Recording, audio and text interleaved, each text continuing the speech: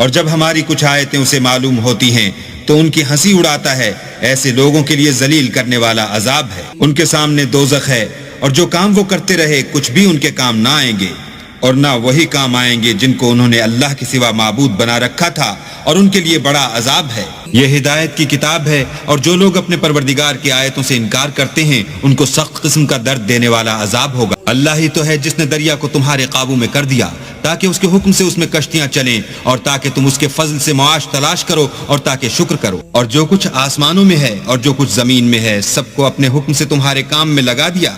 जो लोग गौर करते हैं उनके लिए इसमें कुदरत खुदा की निशानियां हैं। मोमिनों से कह दो कि जो लोग अल्लाह के दिनों की जो आमाल के बदले के लिए मुकर्रर हैं तवक्को नहीं रखते उनसे दरगुजर करें ताकि वो उन लोगों को उनके आमाल का बदला दे। जो कोई अमल नेक करेगा तो अपने लिए और जो बुरे काम करेगा तो उनका जरर उसी को होगा।